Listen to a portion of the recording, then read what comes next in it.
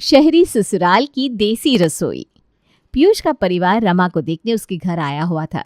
रसोई में खड़ी रमा टेंशन में यहाँ से वहाँ चक्कर काट रही थी कि पता नहीं बाहर दोनों परिवारों में क्या बात हो रही होगी। तभी सुमित्रा अंदर आती है। अरे रुको रुको मम्मी, ये क्या तब से अंदर बाहर कर रही है तुम? कोई मुझे बताएगा क्या हो रहा है बाहर? वो नास पिटे सिर्फ खाएंगे ही या कुछ बोलेंगे भी? क्या बोल रहे हैं? ये कौन सा तरीका हुआ बात करने का बेटा? तुम बच्ची नहीं रही अब। तुम्हारा रिश्ता देखा जा रहा है, शादी होने वाली है तुम्हारी। लड़के वालों को तुम अच्छी लगी हो। मुझे तो लगता है वो आज सगाई करके ही लौटेंगे। कुछ देर में मैं तुम्हें आवाज़ लगाऊंगी, ये नाश्ते के प्लेट लेकर बाहर आ जाना। हाँ, ये कहकर सुमित्रा बाहर चली जाती है और बैंड रमा की बज जाती है। तेरे हाथ पैर कांप रहे बहन। उन्होंने हाँ नहीं बोल दिया। अभी वक्त है, बहुत कुछ किया जा सकता है। और फिर तू पीयूष से कर लेना शादी। क्या किया जा सकता है? अब कुछ भी नहीं किया जा सकता। मम्मी ने कहा है बात ऑलमोस्ट फाइनल हो चुकी है। और कैसे कर लूंगी शादी? लड़की की शक्ल देख रही है तू? शक्ल से ज़्यादा बड़ा तो चश्मा है इसका। मुझे नहीं करनी इस भेंगे से शादी। इससे पहले कि रमा कुछ सोच पाती, बाहर से सुमित्रा उसे आवाज़ लगाती है और ना चाहते हुए भी नाश्ते की प्लेट लेकर रमा को हॉल में आना पड़ता है। हे भगवान, लड़की के साथ आई सारी औरतों ने तो घूंघट किया है। ऐसे कर में रिश्ता करा रहे हैं पापा मेरा। ये लीजिए भाई साहब, आ गई हमारी लाडू। हमें तो लड़की देखने की जरूरत ही नहीं थी भाभी जी। हमारी तरफ से तो पहले ही रिश्ता पक्का है। इससे पहले कि सुजीत पूरी बात कह पाता, रमा बेहोश होकर जमीन पर गिर जाती है और वहीं मच जाती है अफरा तफरी। सभी रमा को लेकर हॉस्पिटल जाते हैं।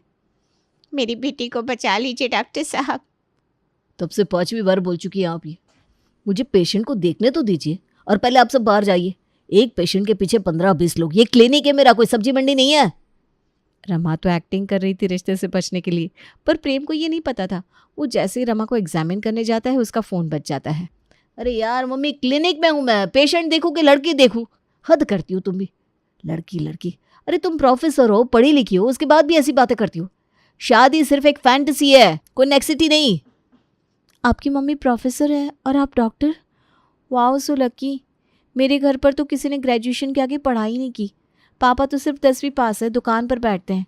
इसलिए ना मेरी शादी मोटे पेट वाले कपड़ा व्यापारी से करवा रहे थे और इससे पहले कि रिश्ता पक्का होता मैं बेहोश होकर गिर गई। आप प्लीज़ सबसे कह दीजिए ना मुझे कोई गंभीर बीमारी है ताकि लड़के वाले इस रिश्ते के लिए मना कर दे। इतनी मेहनत करने की मुझे ज़रूरत ही नहीं पड़ेगी, क्योंकि जैसे उन लोगों की सोच मालूम पड़ रही है, आपके बेहोश होते ही न जाने उन्होंने क्या क्या सोच लिया होगा। और प्रेम की बात 16 आने सच निकलती है।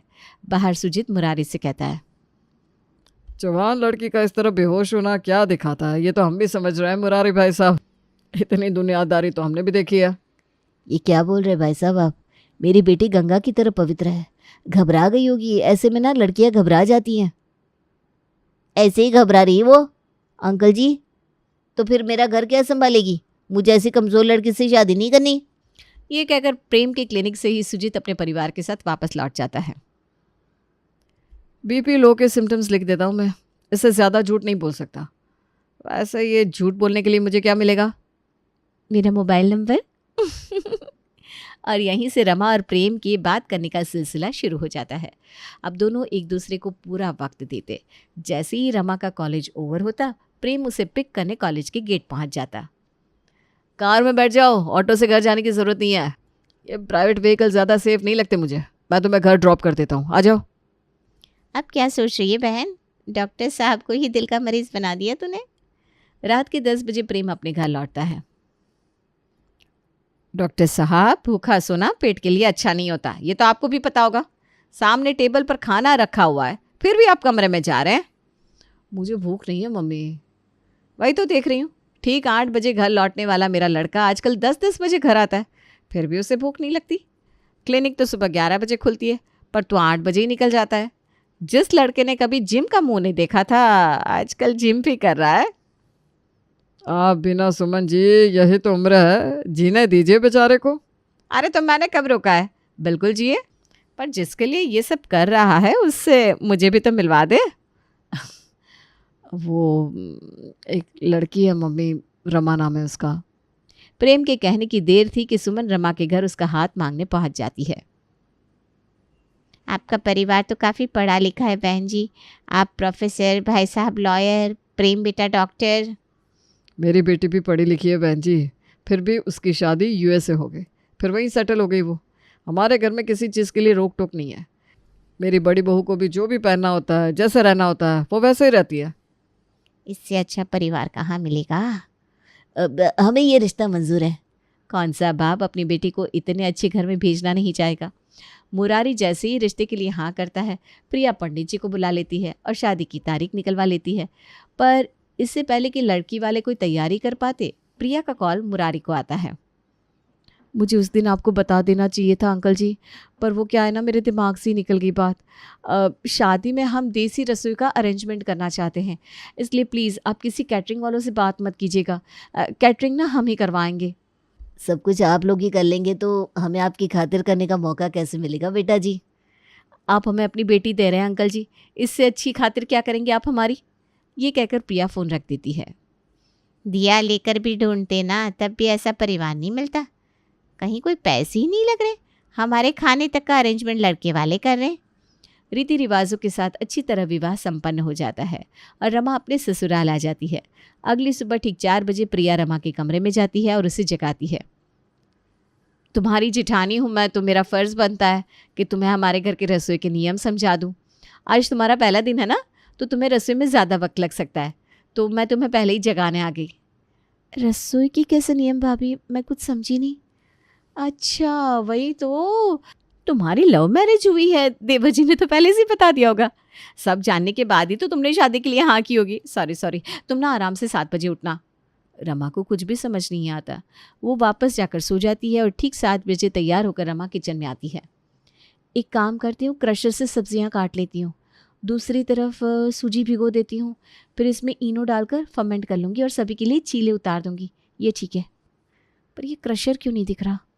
रमा अपनी भाभी के पास जाती है और उनसे क्रशर मांगती है। बोलने के पहले सोच भी रही हो रमा कि नहीं, हमारे घर पर ये सब यूज़ नहीं करते। गैस तो अभी आया है, वरना भट्टी चलती थी। गर्मी में तो बैंड ही बच जाता था। क्या बना रही हो तुम? मार्केट से डलने वाली चीज़ का यूज़ तो नहीं होगा ना? हमारे घर में पैकेट का कोई भी सामान नहीं आता। इनो भी नहीं? अरे बिल्कुल भी नहीं। धीरे बोलो, धीरे। मम्मी जी के कानों में ये बात पड़ गई तो बेकार में बवाल हो जाएगा। अच्छा तो चटनी बनाने के लिए बता दीजिए मिक्सर ग्राइंडर कहाँ है, बाकी इनो की जगह दही डाल दूंगी मैं। सिलबट्टा पड़ा है, उस पर चटनी बना लो, मिक्सर नहीं है हमारे घर। मम्मी जी का मानना है कि मिक्सर ग्राइंडर में क्रश होने के बाद खाने के न्यूट्रिएंट खत्म हो जाते हैं। मैं अपने 7 साल के बेटे के लिए भी सिलबट्टे पर पीस कर सॉस बनाती हूँ। वो बच्चा अगर मैनेज कर सकता है तो तुम तो फिर भी एडल्ट हो। अपनी जेठानी की बात सुनकर रमा को तो ठंडी में भी पसीने छूट जाते हैं। वो किचन में फ्रिज का ठंडा पानी पीने जाती है और यहाँ वहाँ फ्रिज ढूंढने लगती है। मतलब ना फ्रिज ना मिक्सर, इस घर में कुछ भी नहीं है। ये किस गांव की रसोई में आ गई मैं? इतने पढ़े लिखे लोग और ऐसा किचन। क्या बनाऊँ मैं यहाँ? कम से कम 4 घंटे का वक्त चाहिए खाना बनाने के लिए। अच्छा अब समझ में आया भाभी क्यों मुझे सुबह 4 बजे उठाने आई थी। प्रेम ने तो ज़रा भी हिंट नहीं दिया मुझे कि अंदर इतना बड़ा झोल है। फिर रमा बनाती है रोटी और सब्जी और सभी को परोसती है। मैंने सोचा था आप सबके लिए चिल्ला और नारियल की चटनी बनाऊंगी मम्मी जी, पर किचन में हमारी कोई भी इलेक्ट्रॉनिक मशीन ही नहीं है, इसलिए सब्जी और रोटी बनाकर ले आई। हाँ तो अच्छी बात है ना बहू, सब्जी रोटी तो सेहत के लिए अच्छी होती है। मुझे तो बहुत पसंद आया खाना। बिल्कुल मम्मी जी, और मेरे दिव्यांश को तो रोटी सब्जी बड़ी ही पसंद है। क्यों बेटा? हाँ चाची, आपने अच्छा किया रोटी और सब्जी बना ली, सेहत के लिए बहुत अच्छी होती है। कैसा अजीब बच्चा है, इसे भी रोटी सब्जी पसंद है। मुझे तो लगा था दिव्यांश का नाम लेकर बाहर से कुछ मंगवा लूँगी, पर ये तो अपनी दादी पर ही गया है। रमा बेचारी टेंशन में आ जाती है। उसे मॉडर्न ससुराल तो मिल चुका था, पर इस मॉडर्न ससुराल की रसोई बिल्कुल देसी थी। दोपहर में रमा जब रसोई में खाना बनाने जाती है तो आटा ही खत्म हो जाता है, पर रमा के ससुराल में तो पैकेट का आटा आता ही नहीं था। इसलिए बेचारी रमा को चक्की पर गेहूं पिसवाने जाना पड़ता है, जहाँ उसे मिल जाती है ज्योति। अरे ज्योति, अच्छा हुआ तू मिल गई यार। आज ना मैं तुझे ही कॉल करने वाली थी। पता है यार, मैं बुरी फंसी हूँ। चक्की का पिसा हुआ आटा खाते हैं ये लोग, तेल भी पैकेट वाला नहीं खाते, वो भी पिसवाते हैं। ना मिक्सचर है, ना ओवन, ना एयर फ्रायर, केक तक नहीं बना सकती। मुझे बाहर का खाना खाना है यार, क्रेविंग हो रही है। तू ना सच में पागल है। दिन में जैसा तुम्हारे ससुराल वाले कहते हैं वैसा कर ले। और रात को अपनी मर्जी चला। जब सब सो जाए तब उठकर मैगी बनाकर खा लिया करना। बाकी मैं तो हूँ ही, संडे को कहीं चलने का प्लान कर लेते। अरे हाँ, ये आइडिया मेरे दिमाग में क्यों नहीं आया। रमा स्नैक्स खरीदकर अपने पर्स में छुपाकर अपने घर लौट आती है और रात के 12 बजे चुपके से किचन में जाकर बनाती है मैगी। और जैसे ही वो मैगी कमरे में लेकर आती है, ये क्या मजाक है रमा, तुम्हें पता है ना हमारे घर में ये सब नहीं चलता। तुमसे नहीं डरने वाली मैं प्रेम। मम्मी जी की सुन ले, भाभी जी की सुन ली, तुम मेरे पति हो, मेरे जेठ नहीं हो। और ये बात तुमने मुझे पहले क्यों नहीं बताई थी कि तुम्हारे घर में रसोई के पीछे इतनी तिगड़म है। मुझे पता होता तो मैं कभी यहाँ आती नहीं। अब मैं मैनेज कर रही हूँ ना, तुम भी करो। प्रेम रमा से कुछ नहीं कहता, पर चुपके से अपनी माँ के नंबर पर मैसेज कर देता है। और सुमन पूरी पलटन लिए प्रिया के कमरे के बाहर पहुंच जाती है और दरवाज़ा खटखटाती है। मेरी रसोई में मैगी बनी कैसे बहू, दरवाज़ा खोलो। मम्मी जी। सो बैड चाची, दादी अंदर से चिप्स के रैपर की भी आवाज़ आ रही है। पूरा घर एक के बाद एक रमा को इतना सुनाता है जितना अपने 26 साल के जीवन में रमा ने नहीं सुना था। हो क्या ना मम्मी जी, सुबह के 4:30 बज गए। समझ गई मैं, अब नहीं करूंगी दोबारा गलती। गलती नहीं, गलती की बात ही नहीं है रमा। अब पूरी किचन को धोकर साफ करना होगा मुझे। काम बढ़ा दिया ना तुमने मेरा। मैगी सामने होने के बावजूद रमा को खाने नहीं मिलती और देसी रसोई खाकर ही वो अपना काम चलाती है। 2 दिन बाद रमा अपनी सास के पास जाकर मायके जाने की परमिशन मांगती है। अरे बहू, पर अपने मायके जाने के लिए तुम्हें मुझसे पूछने की क्या ज़रूरत है, आराम से जाओ। अब मैं खाऊंगी बर्गर, पिज्ज़ा, चाउमीन। रमा अपने मायके आती है जहाँ उसकी माँ ने पहले ही अपनी बेटी के लिए चाउमीन, मंचूरियन, पास्ता और पता नहीं क्या क्या बनाकर रख दिया था। सारे खाने को रमा टेबल पर लगाकर पहले तो 10 मिनट उन्हें निहारती रहती है। अमृत है अमृत ये मम्मी। चाउमीन खाने के लिए रमा उठाती है कि दरवाजे से उसकी जिठानी अंदर आती है। ये करने आई थी तुम यहाँ? मुझे पता था कुछ ऐसा ही देखने मिलेगा। फोटो ले लिए मैंने। अब मम्मी जी से तुम समझना, मैं बाहर खड़ी हूँ, चलो मेरे साथ। अब मैं तुम्हें यहाँ छोड़ने वाली नहीं हूँ। अरे कैसे लोग हैं ये। रेस्टोरेंट में खाने जाओ तो मम्मी जी पीछे से अपने स्टाफ भेज देती है, मायके में खाओ तो भाभी पीछे पीछे आ जाती है। जीना हराम कर दिया है मम्मी इन लोगों ने। रमा अपनी भाभी के पीछे पीछे अपने ससुराल पहुंचती है जहां उसकी क्लास लगाने उसकी ननद यूएसए से आ धमकी थी। मुझे पता था ये तो होना ही है भाभी। ये देखिए मम्मी, भाभी की इंस्टाग्राम की पोस्ट। भाभी बर्गर खा रही थी पिछले थर्सडे। आप सबको ब्लॉक कर रखा है भाभी ने। इंस्टाग्राम पर फूडी नाम का पेज है भाभी का। आपकी देसी रसोई का सत्यानाश करने का ठेका भाभी ने तो लिया है। कोई मुझे जहर दे दो, कैसे लोग गई है। पहले तो तुम गंगा स्नान करके आओगी, बाहर का खाना खाया है तुमने, अब तुम शुद्ध नहीं रही। और जिस हिसाब से तुम्हारी गलतियां बार बार हो रही है, 1 हफ्ते तक अब कोई तुमसे बात नहीं करेगा। रमा गंगा स्नान करने तो जाती है पर उसी गंगा में खड़ी होकर कसम खाती है। इस पवित्र जल में खड़ी होकर मैं ये कसम खाती हूँ कि अपने ससुराल वालों की ये देसी रसोई का ड्रामा खत्म करवा के रहूंगी। आज से रमा ठान लेती है कि वो किसी भी तरह अपने ससुराल वालों के अंदर से ये देसी रसोई का प्यार खत्म करके रहेगी। रसोई में काम कर रही रमा सिलबट्टे पर चटनी पीस रही थी। एक बात मुझे समझ में नहीं आई, प्रेम तो बिना टिफिन लिए क्लिनिक जाते हैं, क्या उन्हें भूख नहीं लगती? पता लगाना पड़ेगा। और रमा प्रेम के पीछे पीछे उसके क्लिनिक पहुंच जाती है जहां प्रेम का स्टाफ बाहर एक ठेले से इडली खरीद रहा था। हैं? क्लिनिक में बाहर का खाना अलाउड है क्या सुरेश जी? घर से खाना बनाकर क्यों नहीं लाते हो तुम? मैडम ये मेरे लिए पैक नहीं करवा रहा हूँ मैं, ये तो सर के लिए है। सर हमेशा इसी इडली वाले से इडली खाते हैं और शाम को झाल मुड़ी। वाह वाह पतिदेव, मेरी मैगी पर ताला लगाने के बाद खुद इडली और झाल मुड़ी खाई जा रही है। पति का राज पता करने के लिए रमा पहुंचती है दिव्यांश के स्कूल, जहां दिव्यांश स्कूल के दरवाजे पर खड़ा अपने दोस्त का टिफिन खा रहा था। हाँ, अब समझ में आया इस बच्चे को बाहर के खाने की क्रेविंग क्यों नहीं होती, क्योंकि इसके दोस्त इसे बर्गर पिज्ज़ा खिला देते।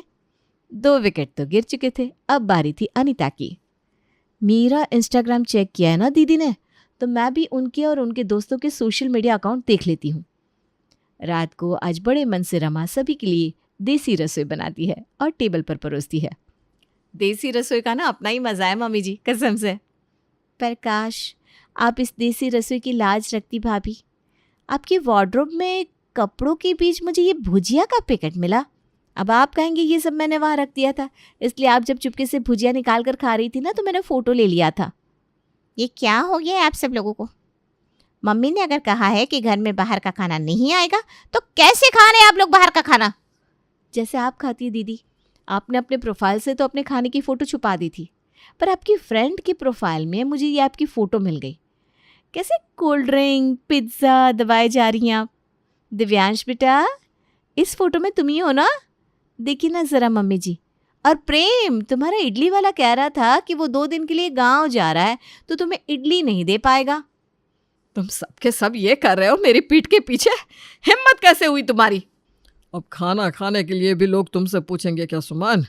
तुम्हें पसंद नहीं था कि घर में कोई बाहर से खाना लाए, तो इन्होंने रसोई में बाहर से खाना लाना बंद कर दिया। तुम्हारी शर्म रखते हैं इसीलिए तो बाहर छुप कर खा रहे हैं। रमा ने तुम्हारे सोने के बाद घर में मैगी बनाई पर तुमसे बर्दाश्त नहीं हुई। वो तो जो कर रही थी तुम्हें बता कर रही थी, अपने मायके जाकर खा रही थी, तब भी तुम्हें तकलीफ थी। और तुम सब आंडू पांडू रमा को बदनाम कर रहे थे, और तुम सब खुद क्या कर रहे हो? और मैं तुम्हें क्या कह रहा हूँ, मैं तो खुद हमेशा मोहन के यहाँ जाकर मिठाइयाँ खाता हूँ। देखिए सुमन जी, जब बच्चे छोटे थे तो आप इन्हें बाहर का खाने से रोकती थी, समझ में आता था। अब ये बड़े हो गए और थोड़ा थोड़ा बाहर का खाने से कुछ नहीं होता, पर हाँ, कोई रसोई में बाहर का खाना नहीं लाएगा। हमें मंजूर है। अरे इस तरह देसी रसोई विदेशी तो नहीं बनती, पर हाँ, रसोई के अलावा कमरे में बाहर का लाना अलाउड हो जाता है।